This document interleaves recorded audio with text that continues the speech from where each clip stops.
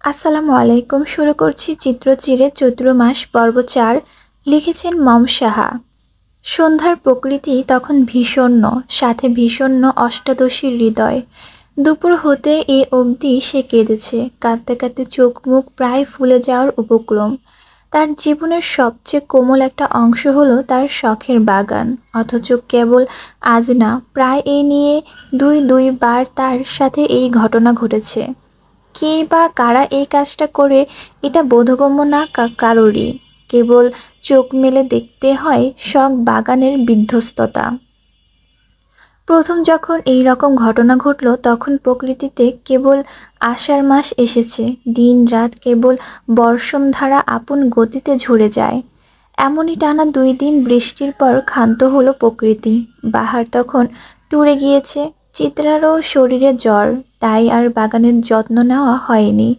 অথচ 2 দিন পর প্রকৃতির ঝড়ের সাথে চিত্রার শরীরের জ্বর কমতেই চিত্রা ছাদে গেল নিজের প্রিয় গাছগুলোকে ছুঁয়ে দেওয়ার জন্য। কিন্তু ছাদে উঠে সে হতবম্ব।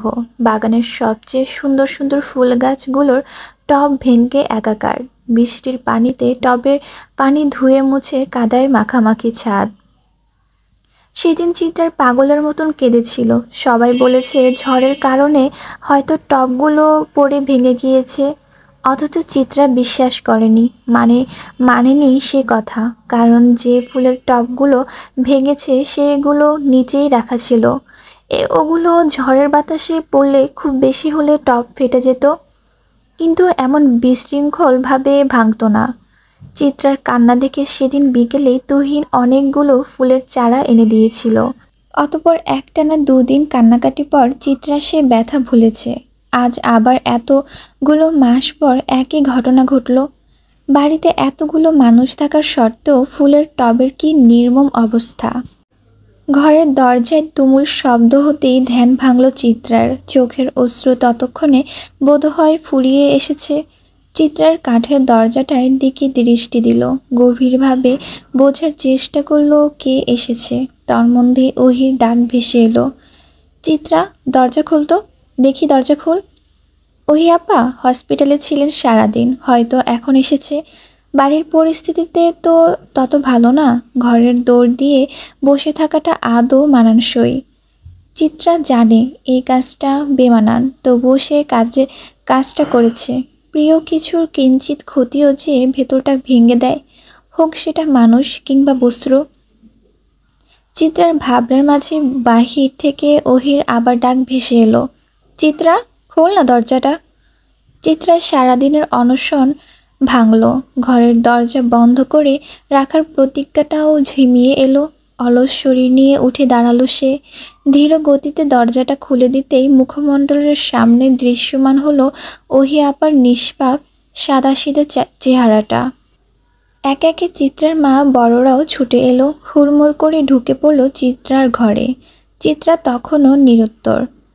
চিত্রার শ্যামলা রঙের কারণে অধিক কান্নার পরেও গালে লাল আভা দেখা দেয়নি, কিন্তু চোখ মুখে তখনও অশ্রুকণাদের আধিপত্য। চিত্রার মা মুনিয়া বেগম মেয়ের গালে হাত রাখলেন, মুখ খুব ধীর থেকে ধীর কণ্ঠে বললেন, কেঁদেছিস কেন বোকা মেয়ে? তোর জন্য তোর তুহিন ভাইজান না হয় আবারও চারা গাছ এনে দিবে, এমন কারণে কাঁদতে হয় নাকি? মায়ের আদরে আলাপে চিত্রা ঠোঁট ফুলালো, চোখ মুখ আধার হয়ে এলো তার। এই তো মনে হচ্ছে হয়তো এখনই কেঁদে দিবে। ওহি হয়তো বুঝতে পারল চিত্রার অনুভূতির মতিগতি, তাই ব্যতিব্যস্ত কণ্ঠে বলল, কাঁদিস না, দাঁড়া, আমি তোর জন্য একটা জিনিস এনেছি। চিত্রার কাঁদো কাঁদো চোখে মুখে ভর করল বিস্ময়। ওহি আপা তার জন্য কিছু এনেছে, অথচ ওহি আপার আগে এসব ব্যাপারে কখনো হেলদোল দেখা যায়নি। চিত্রা যখন অধীর আগ্রহে দরজার দিকে তাকিয়ে রইল, ওহি আপা মিনিট দুয়ের মাঝেই চারটা ফুলের টব নিয়ে হাজির হলো। 2টো টব দোয়েলের হাতে আর 2টো তার নিজের হাতে। চিত্রা ফ্যাল করে কেবল তাকিয়ে আছে। সে ঠিক বুঝতে পারছে না তার সাথে হচ্ছেটা কি। এতটুকু বয়সে কি তারও মতিভ্রম হচ্ছে? না হলে ওহি আপার মতন মানুষ কিনা ফুলের টব এনেছে নিজের জেচে, তাও আবার চিত্রার জন্য। কেবল চিত্রা না, অবাক হলো উপস্থিত সবাই। ওহি কখনই বাড়িতে ঘটে চলা ঘটনার স্রোতে গা ভাসায় না। তাকে বরাবরই দেখা যাবে পড়ার টেবিলে কিংবা তার ঘরের বারান্দায়। অথচ আজ সে মেয়ে বোনের অশ্রু মুছাতে ফুলের টব এনেছে ভাবতেই সকলের শরীরে কিঞ্চিত আনন্দের ধারা বয়ে গেল। ওহি সবার হতভম্ব মুখখানার দিকে একবার চাইল। মেজ চাচি, বড় চাচি সকলের দৃষ্টি তার দিকে নিবদ্ধ। এর কারণে সামান্য অস্বস্তিতে গা কাঁপল ওহির। সবার হতভম্ব মুখের দিকে তাকিয়ে মিনমিন করে বলল, আসলে বড় আপা দুপুরের কল দিয়ে বলেছিল চিত্রার গাছগুলো নাকি ভেঙে গেছে, তাই ও নাকি দরজা আটকে বসে আছে, কান্নাকাটি করছে। তাই কয়েকটা চারাগাছ নার্সারি থেকে কিনে আনলাম। বাড়ির পরিস্থিতি, এমনকি চিত্রার পরিস্থিতি তো তত একটা ভালো নেই যে এসব নিতে পারবে, তাই নিয়ে এলাম। সারাদিনের মন খারাপ যেন হাওয়ায় মিলিয়ে গেল।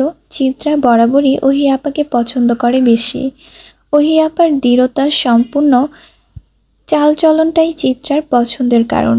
কিন্তু ওহি আপা গম্ভীর মুখ বলে তাদের ভাব এতটা জমেনি কখনো। অথচ সেই ওহি আপাই আজ চিত্রার খুশির কথা ভাবছে। এটাই যেন চিত্রাকে রাজ্যের সুখ এনে দিল। চিত্রা ছুটে এলো ওহির দিকে, খুব শক্ত করে জড়িয়ে ধরল ওহি আপার ছোটোখাটো শরীরটা। বাঁ হাতটায় টান পড়তে কেমন চিনচিন ব্যথা করে উঠল, কিন্তু সে ব্যথায় তোয়াক্কা করল না চিত্রা। সব ব্যথা ছাপিয়ে যেন আজ ওহি আপার আগমন ঘটেছে। চিত্রার পাগলামো দেখে উপস্থিত সবাই হাসল। যাক, বাড়িটাতে এতদিনে প্রাণ ফিরল। কেমন সতেজতায় ভাব ভরে গেল চারপাশ। আশ্বিন মাসে সচরাচর বৃষ্টির দেখা মেলে না। আকাশে কেবল তুলোর মতন মেঘেদের ছড়াছড়ি দেখা যায়। শরৎ এবং নরম তুলতুলের আকাশ, আদরে প্রকৃতি, সজীব গাছপালা দেখতেও ভালো লাগে। অথচ আজ আবহাওয়া শরৎ এর রূপে নেই। ঝিরিঝিরি বৃষ্টিতে প্রকৃতি কিঞ্চিত সিক্ত। যে বৃষ্টির ছোটে ভিজে যাচ্ছে চিত্রার শরীরের ঢিলেঢালা জামাটাও। জামার জায়গায় জায়গায় বৃষ্টির ফোঁটার চিহ্ন পরিলক্ষিত। অথচ চিত্রার সেখানে ধ্যানই নেই। সে ফুলের টবে নতুন মাটি চেপে চেপে দিতেই ব্যস্ত। এই মেয়ে, শুনলাম আজ নাকি প্রচুর কেঁদেছ। হুট করে এমন ডাকে ভীত হলো চিত্রা। ডান হাতের মুঠোয় থাকা মাটিগুলোকে আরেকটু শক্ত করে চেপে ধরে কেঁপে উঠল। কিন্তু কণ্ঠের মালিককে চিনতে তার সামান্য অসুবিধা হলো না। সে অবাক উত্তর দিল, বাহার ভাই, কোথায় ছিলেন কাল থেকে এ অবধি? কালো টি শার্টটার গলার দিকটা টানতে টানতে বাহার উত্তর দিল, পার্সোনাল কাজে। কি কাজ বাহার ভাই? চিত্রার প্রশ্নে বাহার ভ্রু কুঁচকাল। বেশ তীক্ষ্ণ কণ্ঠেই বলল, পার্সোনাল কাজ মানে বুঝো না? যেখানে ব্যক্তিগত শব্দটা উল্লেখ আছে সেখানে সেটার বিশ্লেষণ চাওয়াটা বেশ বোকামি। অথচ তোমায় আমি বুদ্ধিমতী ভাবি। বাহারের কথার ধরনে আবারও মনের কোণে মেঘ জমল চিত্রার। মুখটা আপন মনে ছোট হয়ে গেল। সে বেশ শুকনো কণ্ঠে উত্তর দিল, দুঃখিত। তা আজ নাকি অনেক চারাগাছ পেয়েছ? বাহারের যে পরিস্থিতি ঘোরানোর চেষ্টা করলো তা বুঝতে বাকি রইল না চিত্রার। সেও মাথা নাড়িয়ে বলল, হ্যাঁ বাহার ভাই, জানেন আমার সব সুন্দর ফুলের টবগুলোকে যেন ভেঙে ফেলেছে। কে ভেঙেছে বলো তো? তোমার কাছের কেউ না তো? বাহারের প্রশ্নার্থ বাক্য অবাক হলো চিত্রা। তার কাছের কেউ ভেঙেছে মানে? বাহার ভাই কি বলতে চাইল? তবে কি বাহার ভাই জানে কে এই কাজখানা করেছে? ভাবুক চিত্রার মাথায় চিন্তারা দলা পাকিয়ে গেল। হাঁসফাঁস করে উঠল হৃদয়ের কোণ। অধৈর্য কণ্ঠে তাই সে জিজ্ঞেস করল, আমার কাছে কেউ? কিন্তু কেন বাহার ভাই? আর কেই বা করেছে? চিত্রার প্রশ্নে বাহার ঠোঁট উল্টিয়ে বোঝালো যে এর উত্তর তার জানা নেই। হতাশায় দীর্ঘশ্বাস বের হয়ে এলো চিত্রার বুক চিরে। মন খারাপ করেই বলল, বাহার ভাই, রঙ্গন ফুলের গাছটাও ভেঙে গেছে। অলকান্দনা তো আছে, তোমার না হয় অলকান্দনা বলবো। এবার বলো তো, নতুন চারা গাছগুলো কোন কোন ফুলের? অলকান্দনা, হাসনা হেনা, সন্ধ্যা মালতী আর শ্বেতচন্দন। বাহ, অনেক তো। আর কিছু চাই? বাহারের প্রশ্নে চিত্রের দুষ্টবুদ্ধিগুলো মাথা চাড়া দিয়ে উঠল, টকবক করে উঠল ডানা ঝাপটিয়ে। চিত্রা বাহারের দিকে ঘুরে বাহারের পুরো পা থেকে মাথা অবধি দেখে কুটিয়ে হেসে বলল, হ্যাঁ চাই তো। আপনাকে চাই? বাহারের মেয়েটার দিকে তাকিয়ে দীর্ঘশ্বাস ফেলল, খুব গভীরভাবে কি যেন ভাবল, তারপর আনমনেই বলল, আমায় চেও না অপকান্দা। আমায় চাইলে বড়জোর প্রাপ্তির খাতায় বিরাট এক শূন্যতার হাহাকার মিলবে, আমায় মিলবে না। বাহার দাঁড়ালো না আর, কাঁধের ব্যাগটা শক্ত করে ধরে নিজের ঘরে চলে গেল। চিত্রা কেবল সে যাওয়ার দিকেই তাকিয়ে রইল কিছুক্ষণ। মানুষটাকে বেশ ক্লান্ত দেখাচ্ছে। মাঝে মাঝে মানুষটা কোথায় উধাও হয়ে যায়। রাত 10টা। অনেকগুলো দিন পর সওদাগর বাড়িতে রাতের খাবারের সময় নক্ষত্রদের মেলা বসল। বড় চাচি, বড় চাচা, মুনিয়া বেগম, নুরুল সওদাগর, তুহিন, চাঁদনি, মাহাতাব, লতা বেগম, চিত্রা, ফুপি, ওহি, চিত্রা, ত্রিশান সব খাবারের টেবিলে অবস্থিত। মুনিয়া বেগম, তার বড় জা এবং চিত্রার ফুপি অবশ্য খাবার বেড়ে দিচ্ছে, আর বাকিরা খাবার খাওয়ার মগ্ন। এর মাঝে সিঁড়ি বেয়ে বাহারকে নিচে আসতে দেখে ডাক দিল নুরুল সওদাগর, এই ছেলে দাঁড়াও, কথা আছে। যেহেতু তাদের মেন দরজার বাহিরে ছাদের সিঁড়ি, সেহেতু সবাই বাহারকে তেমন খেয়াল করেনি। নুরুল সওদাগরই ডাকে সবার দৃষ্টি বাহারের দিকে গেল। বাহারও হয়তো প্রস্তুত ছিল না হুট করে ডাকের, তাও আবার নুরুল সওদাগর এমন অনাকাঙ্ক্ষিত সময় ডাকবে সেটা যেন ভাবনার বাহিরে। থমথমে পরিবেশে সকলের অবাক দৃষ্টির দিকে চোখ বোলালো নুরুল সওদাগর, অতঃপর ভাত নাড়তে নাড়তে বেশ ধীর কণ্ঠেই বলল, ভেতরে এসো। অত দূর থাকলে কথা বলে স্বাচ্ছন্দ্য বোধ করব না। দূরের মানুষ দূরে থাকাই ভালো। আপনি বলুন, আমি শুনছি। বরাবরের মতনই বাহারের কাঠখোট্টা জবাবে বিরক্ত হলেন নুরুল সওদাগর। হাতে নেওয়া ভাতের লোকমাটা আবার থালায় রেখে দিলেন সে। কপাল কুঁচকে গম্ভীর কণ্ঠে বলল, আমাদের সন্দেহের তালিকায় কিন্তু তুমিও আছো, তাই এমন কিছু করো না যেন সন্দেহর প্রখর হয়।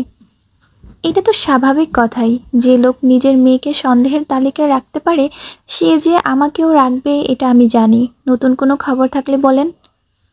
এমন একটা খবর পাওয়ার পর অন্য কেউ হলে ঘাম ছুটে যেত হয়তো, অথচ এ ছেলের কেমন গা ছেঁড়া ভাব।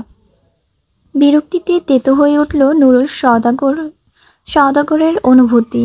সে আর কথা না দমিয়ে রেখে বেশ ধমকেই বলল, কাল তুমি কোথায় গিয়েছিলে? তুমি কি জানো আজ ওহিদের উপর এসিড নিক্ষেপ করা বাইকের ছেলে দুটোই লাশ পাওয়া গেছে? কাল তুমি শহরে ছিলে না, আজ শহরের বাহিরে খুব পুরনো একটা বাড়ি থেকে ছেলে দুটোকে পাওয়া গিয়েছে। মহিন যেদিন খুন হলো সেদিনও তোমার খোঁজ খবর ছিল না। হিসেবগুলো কেমন একে একে মিলে যাচ্ছে, খেয়াল করেছো? ওহির সবেমাত্র মুখে দেওয়া ভাতের লোকমাটা গলায় আটকে গেল নুরুল সওদাগরের কথা শুনে। নাকে মুখে খাবার উঠে বাজে অবস্থা। নুরুল সওদাগরের বলা কথাটা সবাইকে যেন অবাক করে তুলল। শেষমেশ কিনা লোকটা বাহারের দিকেও আঙ্গুল তুলল। সবাই যখন ব্যতিব্যস্ত হয়ে ওহির দিকে পানি তুলে দিল, বাহার তখন হো হো করে হেসে উঠল। একটা ছন্নছাড়া ভাব নিয়ে বলল, পুলিশদেরকে কি কাজই এটা? অপরাধী না পেলে এড়ে ওড়ে অপরাধী বানিয়ে দেওয়া, এই কেমন বিচার? যাই হোক, আপনার দরকারি কথা কি শেষ? আমি এবার যাই। নুরুল সওদাগর ড্যাব ড্যাব করে তাকিয়ে রইল। এ ছেলের মনে প্রাণে কি একটুও ভয় নেই? এমন একটা কথা শোনার পরও একটা মানুষ অত স্বাভাবিক কি করে থাকে? ভাবতেই হতাশার একটা শ্বাস বেরিয়ে এলো। নুরুল সওদাগরের চুপ থাকা দেখে আফজাল সওদাগর বেশ শীতল কণ্ঠেই বাহারকে বলল, যেহেতু আইনের চোখে তোমার দিকে পড়েছে, একটু সাবধান থেকো। আচ্ছা, সাবধানে না থাকলে কি হবে? ক্যাচো খুঁজতে গিয়ে কেউটে বেরিয়ে আসবে নাকি? বাহারের কথায় ধরনের সবাই হতভম্ব চোখে তার দিকে তাকিয়ে রইল। বাহার অবশ্য তার ধার ধারল না, বরং খুব স্বাভাবিকভাবেই হাঁটতে হাঁটতে মেইন গেট পেরিয়ে রাস্তায় চলে গেল। রাতের রাস্তা আবার তার খুব প্রিয়। নিশ্চুপ হয়ে সবাই কেবল বাহারের যাওয়ার দিকেই তাকিয়ে রইল। নীরবতাকে ভেঙে আফজাল সওদাগর কথাকে অন্যদিকে ঘুরিয়ে বললেন, আচ্ছা, তোমার কি মনে হয় নুরু, ওই ছেলে দুটিকে কে মেরেছে? কোনো ক্লু পাচ্ছি না ভাইজান। যদি মহিন ওদের দিয়ে কাজটা করায় তাহলে মহিন তো মারাই গেছে, ওদের খোঁজ জানলো কে? আর খুব সম্ভবত মহিনকে যে মেরেছে সেই এই কাজটা করেছে। তোমরা কি সত্যি সত্যি বাহারকে সন্দেহ করছো? হ্যাঁ ভাইজান, সন্দেহের খাতায় তো সবার নামই রাখতে হয়, আর কেসটা এত জটিল হচ্ছে যে না রেখে উপায় নেই। আফজাল সওদাগর হতাশার একটা শ্বাস ফেললেন। কি যেন বলতে না পারায় ছটফট ভাব ফুটে উঠল তার মুখে। কেউ খেয়াল করল না কিনা কে জানে। মাঝে অতিবাহিত হলো আরও দিন 2। আজ চেরিরা চলে যাবে দেশ ছেড়ে। রাত 9:30টায় ফ্লাইট। সওদাগর বাড়িতে ঘোর শোকের ছায়া। বাচ্চাটার জ্ঞান ফিরলে কেমন তাকিয়ে থাকে, আবার ঘুমের ঔষধের জোরে ঘুমিয়ে যায়। কোনো কথা বলে না, কেমন জড় পদার্থ। অথচ এই মেয়ে হাসিতে বাড়িটা মুক্ত ঝরত। বাড়ির ড্রয়িং রুমে সকলে নিস্তব্ধ, যেন হাহাকার করে উঠেছে। অবনী বেগম কেবল ধীরসুরেই কেঁদে যাচ্ছেন। অবশেষে অনবরত কান্না থামানোর জন্য ধমক দিলেন মুনিয়া বেগম। শক্ত কণ্ঠে বললেন, এত কান্নাকাটি করছো যে? সেই ভিনদেশে গিয়ে শক্ত থাকবে কিভাবে? তোমার সাথে কিন্তু কেউ থাকবে না, এখন থেকেই তো শক্ত হতে হবে, তাই না? আপনি আর সন্তানের মর্ম কি বুঝবেন? পরগাছা লাগিয়েছেন। বজ্রপাত হলেও যেন এমন ভয়ঙ্কর নিশ্চুপতা হতো না যতটা এই কথার প্রভাবে হয়েছে। অপ্রত্যাশিত কথাটা যেন বাড়ির গহীনে রোপণ করে রাখা অনেক বছরের ভিত্তিটাকে খানিক নাড়িয়ে দিল। উপস্থিত সবাই বিস্ফোরিত নয়নে অবনীর দিকে তাকিয়ে রইল। কথাদের তীক্ষ্ণ আন্দোলনেই যেন চুপ করে গেল সবাই। অনেকের কাছে বোধগম্য হলো না অবনী কি বলেছে, আবার অনেকে মানতে পারছে না অবনী এমন কিছু বলেছে। আফজাল সওদাগরের স্ত্রী রোজা সওদাগর ভয়ঙ্কর এক ধমক দিয়ে উঠলেন ছোট যাকে। চোখ রাঙিয়ে বললেন, আক্কেল জ্ঞান কি শোক খেয়ে ফেলেছিস? হ্যাঁ, কোথায় কাকে কি বলতে হবে তা কি ভুলিয়ে গেলি? পুরনো কাসুন্দি ঘাটলে কেবল গন্ধ ছাড়া কিছুই বের হবে না। ওহির মা, তুই নিজের পায়ে নিজের কুড়াল মারিস না, তবে অতীতের অনেক কিছু বের হবে। অবনী হয়তো নিজেও প্রস্তুত ছিল না এমন একটা কথা বলার জন্য। অতিরিক্ত শোকে আর রাগে মানুষের বিবেক বুদ্ধি লোপ পায়, তখন তারা কি বলে করে তা নিজেরাও জানে না। তাই অতিরিক্ত রাগে বা শোকের বলা কথায় আঘাতের অনেক মানুষ হারায়। অবনী নিজের ভুল বুঝতে পেরে থতমত খেয়ে গেল।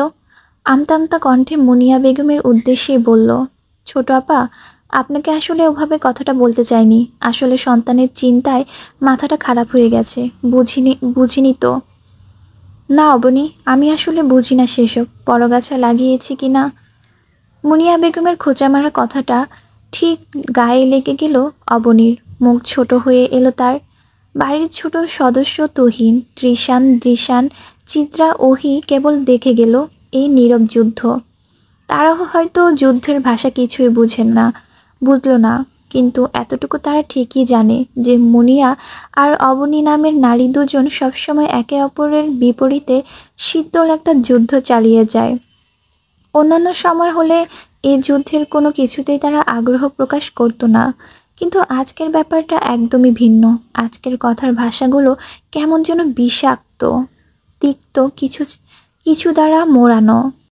এই শীতল যুদ্ধকে স্থগিত করতে রোজা সওদাগর গম্ভীর সুরে বলে উঠলেন, বাচ্চাদের সামনে তোদের কথাগুলো বেমানান, এতটুকু বোঝার ক্ষমতা তোদের থাকা উচিত। বড় চাচি ছোট চাচি অমন কথা বললো কেন? আম্মু কেন বুঝবে না সন্তানের কষ্ট? আম্মুর আমরা আছি না, এইসব কেন বললো ছোট চাচি? ঠিক এই ভয়টাই পেয়েছিল ঘরের বড় সদস্যরা।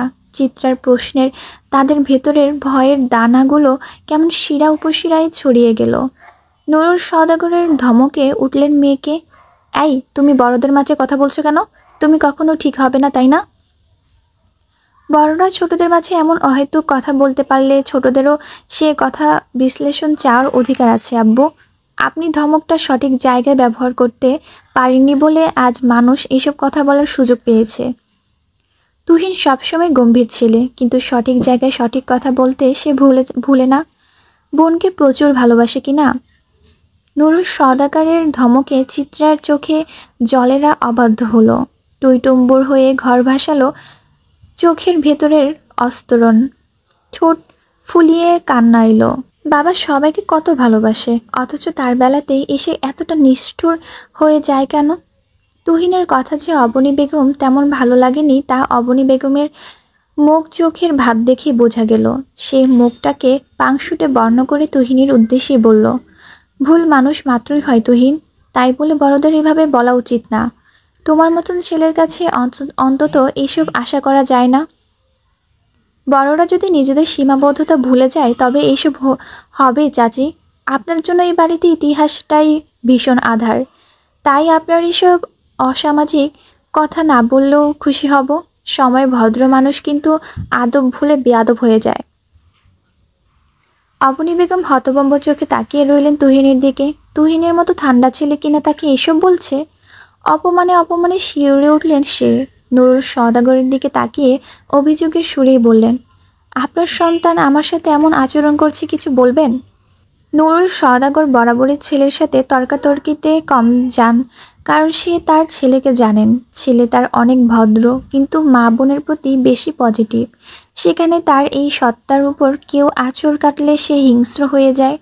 তবুও নুরুল সওদাগর ডাক দিলেন ছেলেকে, রাশভারী কণ্ঠে বললেন, তুহিন থামো, তোমার চাচি হন উনি, সম্মান দাও তাকে। বড়দের সাথে অভদ্রতা তোমায় শিখায়নি কিন্তু। তুহিন সোফা ছেড়ে দাঁড়িয়ে গেল। সোফার সামনে সেন্টার টেবিলের উপর থাকা ফুলদানিটা আছাড় মেরে ভেঙে ফেলল। হুট করে শান্ত তুহিন রাগী হয়ে উঠল। মুখ চোখে যেন অগ্নি বর্ষণ হচ্ছে, গলার রগ টান টান হয়ে ফুলে গেছে। সে সিংহের মতন গর্জন দিয়ে বলে উঠল, আপনি যা শিখিয়েছেন তা সমাজে দেখালে আপনার মুখ থাকবে তো? আর কত, আর কত বলবেন, আর কত? আপনাদের জন্য আমরা হীনমন্যতায় ভুগি, লজ্জা হয় না আপনাদের? আবার আমার বোনকে নিয়ে আপনি কথা বলেন, আপনার মুখে ওর নামটাও বেমানান। কথা শেষ করেই ধপাধপ পা ফেলে তুহিন নিজের রুমে চলে গেল। হুট করেই ড্রয়িং রুমে এমন বিধ্বস্ততা, অবাক সবাই। রোজা সওদাগর মুখ বাঁকিয়ে উঠলেন, বিরক্ত সুরে বললেন, ওহির মা, কয়লা ধুলে ময়লা যায় না, তুই তার প্রমাণ। তুহিনের মতন ঠান্ডা ছেলেটাকেও রাগিয়ে দিয়েছিস।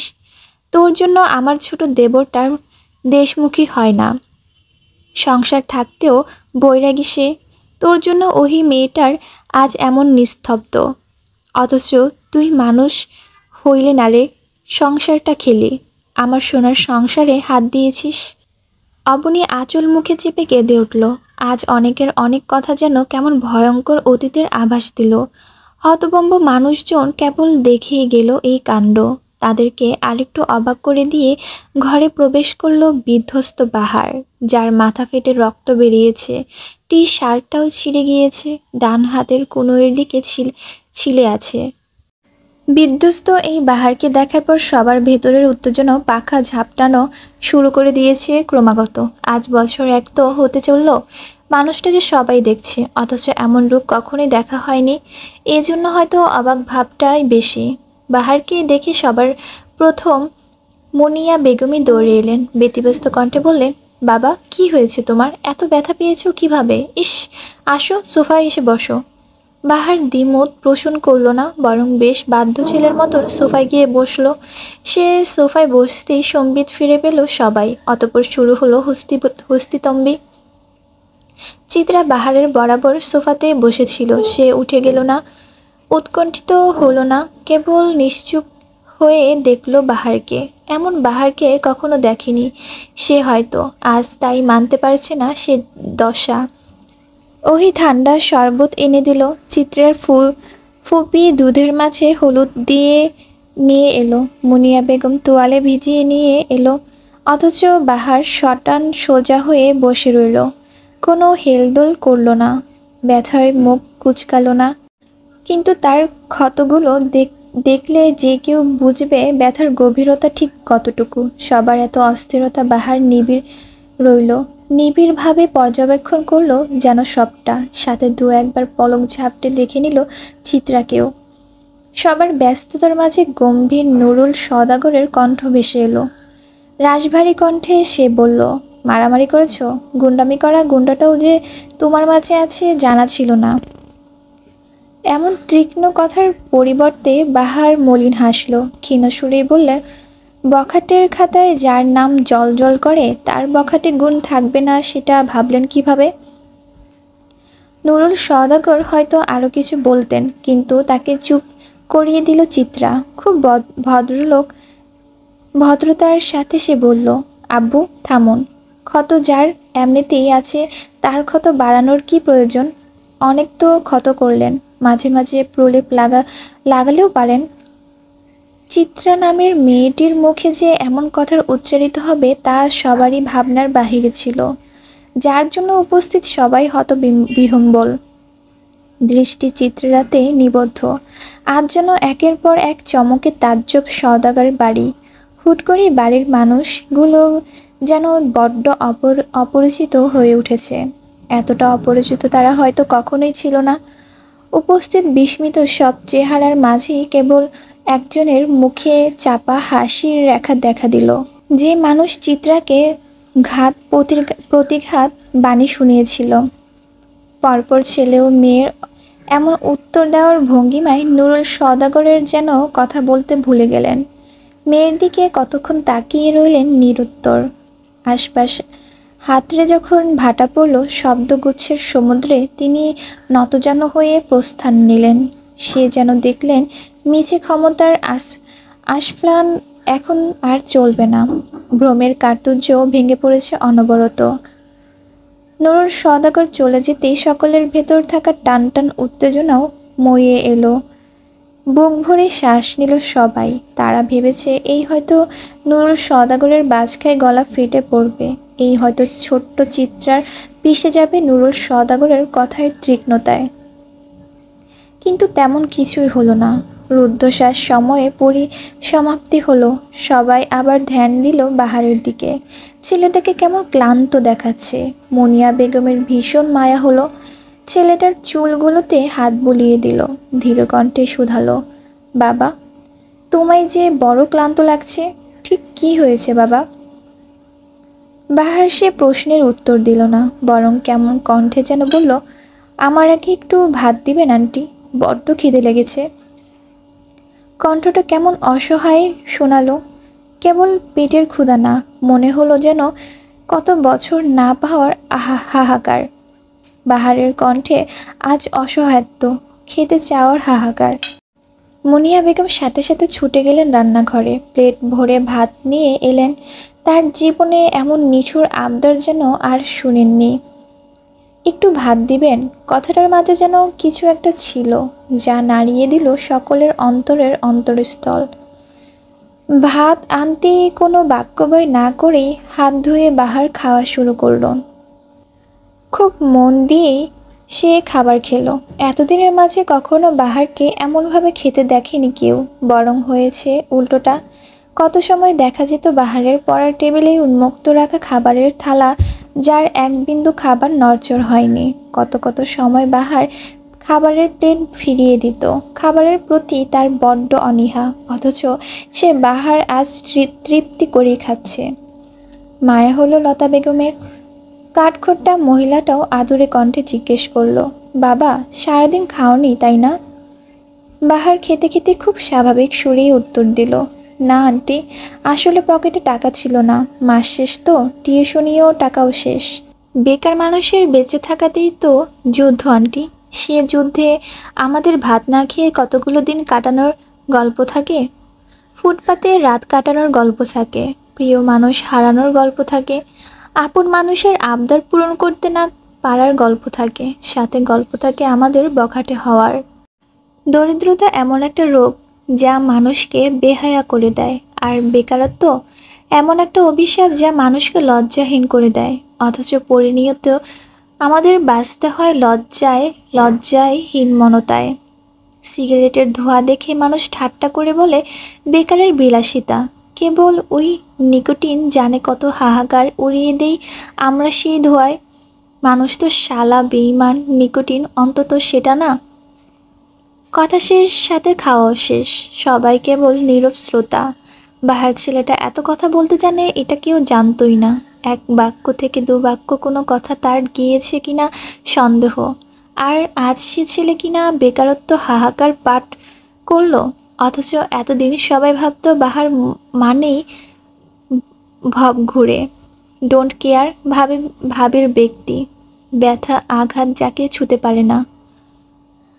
খাবার শেষ হতেই ওহি প্লেট নিয়ে রান্নাঘরে রেখে এলো। বাহার হেলান দিয়ে বসলো সোফায়। মুনিয়া বেগমও বসলেন বাহারের সাথে। বাহারের দিকে প্রশ্নাত্মক দৃষ্টিতে তাকিয়ে জিজ্ঞেস করলেন, এবার বলো তো ঠিক কী হয়েছে? তোমার তো কখনো মারামারি করতে দেখিনি, তবে আজ? বাহার ছোট্ট শ্বাস ফেলল, ক্ষীণ সুরে বলল, আমাদের ভার্সিটির মাঝে অতিরিক্ত রাজনীতির চর্চা। বর্তমান যে ছাত্রলীগ নেতা আছেন তিনি বেশ উশৃঙ্খল। তারই উশৃঙ্খল কাজে প্রতিবাদ করাতেই নেতা চামচারা খেপে যায়। অতঃপর শুরু হয় ধস্তাধস্তি। সবাই আফসোসের দীর্ঘশ্বাস ফেলল। বর্তমানে পড়াশোনার জায়গাগুলো হয়তো ব্যবসায়ের জায়গা, না হয় রাজনীতি হয়ে গেছে। এর বিরুদ্ধে কথা বললেই তোমার ধ্বংস নিশ্চিত। তবে কি বাহার পা ফেলল সেই ধ্বংসের পথে? রাত 8:30। সওদাগর বাড়ির প্রায় সব সদস্য দাঁড়িয়ে আছে বিমানবন্দরে। আর কিছুক্ষণ পর তাদের বাড়িতে ছোট হাসির জাদুকরটা পথ ধরবে ওই স্বচ্ছ আকাশের পানে। আবার সুস্থ হয়ে এসে ফিরবে কিনা তা জানা নেই কারো। কেবল তারা বুকে এক রাশ আশা পুরে সৃষ্টিকর্তার নিকট করুণ প্রার্থনা তুলে দিয়েছে, বাচ্চাটা ফিরে আসুক, বাচ্চাটা বাঁচুক, হাসুক। আরেক দফা কান্নার রোল পড়ল বিমানবন্দরে। অ্যাম্বুলেন্স থেকে ছোট চেরির দেহটা যখন নামানো হয়, হাউমাউ করে উঠে সবাই। মেয়েটা কেমন ফ্যাল করে তাকিয়ে দু নয়ন ভরে দেখল সে বাড়ির সদস্যদের। কত কিছু যেন বলার ছিল বাচ্চাটার, অথচ ভাগ্যের নির্মমতায় বলা হলো না কত কিছু। কেবল দেখে গেল সবাইকে। বাচ্চাটার সুস্থ চোখটা দিয়ে পানি গড়িয়ে পড়ল। বাচ্চাটাও যেন বুঝলো তার অনিশ্চিত ভবিষ্যতের কথা। বাচ্চার কান্না দেখে শক্ত সামর্থ্য মানুষগুলো শক্ত রইল না, কেমন পাংশুটে হয়ে এলো সকলের মুখশ্রী। সবচেয়ে বেশি চিৎকার শোনা গেল চিত্রার। চেরিকে ছোটবেলা থেকে কোলে পিঠে করে মানুষ করার কাজটা যেন অগোছালে চিত্রার উপরে ছিল। আর ছোট চেরির জানো যে এই চিত্রাই নিবদ্ধ। চিত্রা আপা ছাড়া যেন তার গতিই নেই। অথচ এই আপাকে ছেড়েই যেতে হবে দূর দেশে। চেরির ছোট শরীরটাকে জড়িয়ে ধরল চিত্রা। চেরি তখনও স্ট্রেচারের শোয়ানো। চিত্রা হাউমাউ করে কাঁদল। চেরিকে জড়িয়ে ধরে অনবরত বলে গেল, চেরি শোনা, তাড়াতাড়ি ফিরবে কেমন? আপা তোমার জন্য পথ চেয়ে থাকবো। ফিরবে না পাখি? আপা তোমায় অনেক চকলেট দেব, ভাত খাইয়ে দেব, তাড়াতাড়ি চলে এসো কেমন?